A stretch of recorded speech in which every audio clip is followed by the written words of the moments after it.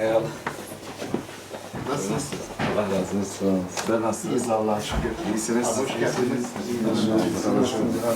Sağ olun, nasılsın? İyiyiz abicim. Sen nasılsın abi? Teşekkür ederim, sağ olasın. Hoş geldin. Yani bağımlılık uyuşturucu birinci maddemiz. Ama yatırım anlamındaki olan sıkıntılarımız çok büyük Tarsus'ta. Yani Tarsus'taki en büyük sıkıntımız ortalama 500 bine yakın bir nüfusumuz var. 500 bin nüfusta öğretmen, polis, arkadaşlarımız burada çok yetersiz kalıyor. O güçlendirme konusunda taahhütler verildi ama bunların hiçbiri yerlerine gelmedi. Hayırsever vatandaşların sayesinde 2 tane okul kazandırıldı Tarsus'ta. Tabii onların da aşaması 1,5-2 yıl. Elman var mesela değerlendirmek maksatlı. Burada mesela maroldan örnek veriyorum. Yani marol şu anki fiyatı uçuk bir rakam. Yani tarla onlarda satılıyor. Hani bunun önüne bir türlü geçilemiyor Sayın Bu Vekilim. sadece marulda değil sanki. Değil ama Tüm ben şu anki şu an konjeksiyonumuzun Aynen. çok önemli olmuş olduğu nokta marol diye yani Bizim evimize hoş geldiniz. Bizim Tarsus Bilgisi ziyaretini gerçekleştiriyorsunuz. Sizden bugünden değerlendirmesi alabilir miyiz? Evet, hoş bulduk. Teşekkür ederim. Mersin'imizi dolaşıyoruz. Mahalle mahalle, işte ilçe dolaşıyoruz. Mersin'imizin sorun sıkıntılarını tespit edip açıkçası Mersin halkının sesi olmaya çalışıyoruz. Mersin halkımızın sesini mecliste duyurmaya çalışıyoruz. Bu konuda bir uğraşmamız. Tabii memleketimizde çok ciddi sıkıntılar var.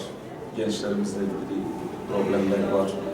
Ondan sonra çiftçilerimizle ilgili problemler var. Narenciye çiftçilerimizle ilgili özellikle ciddi problemler var. Ve bunları biz tespit edip çözmeye çalışıyoruz. Özellikle tabii bu Suriyelilerin memleketine dönmesi Mersin için aslında ciddi bir sıkıntı olacak iş bulma. Sonuçta aslında bunun temelinde gençler üniversiteye gidiyor veya baraj puanı düşürülmüş, herkes üniversiteye gidiyor. Hep üniversiteler açılıyor. Ve gençler üniversiteye yerleştikten sonra üniversiteyi bitiriyorlar. Açıkçası diyor ben gidip tarlada mı çalışacağım? Yaptığım mesleği icra etmek istiyorum. Bu yönüyle aslında plansız bir eğitim sistemimiz ki işin merkezidir, istihdamın merkezidir. Ama bu problemlerin aşılması lazım.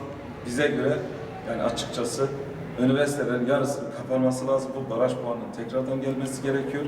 Ve nitelikli gençliğin yetişmesi lazım. Mesleki teknik liselerin açılması lazım ki bu ülke kalkınsın. Yoksa bu sorunlar devam edecek.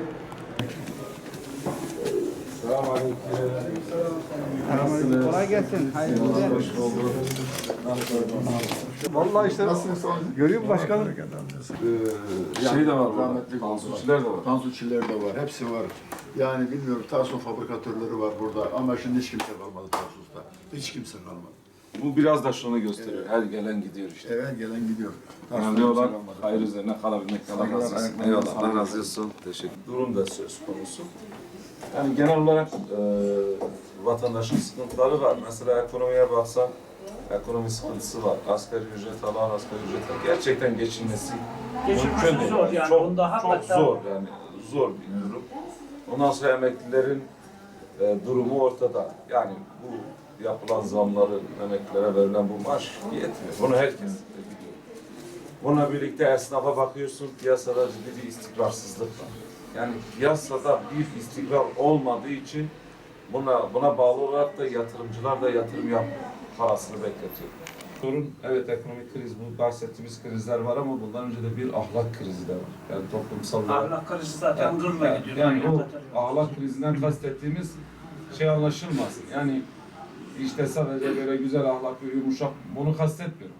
Yani ahlak krizinden kastettiğimiz ticaretteki dürüstlük, Siyasetteki, siyasetteki genel dürüstlük, olarak, genel olarak yani bir ahlak problemi buna beraber devam ediyor. Bununla birlikte ciddi bir denetimsizlik var. Yani, sizin böyle bir haber yok. Hatta Mehmet Akber söyledi, videosunu sana göstereyim. Videosunda diyor ki, ne ben böyle bir soru sordum. Ne de genel başkan Zekeriya Yapıcıoğlu böyle bir cevap verdi. Adamın kendi dilinden itiraf var.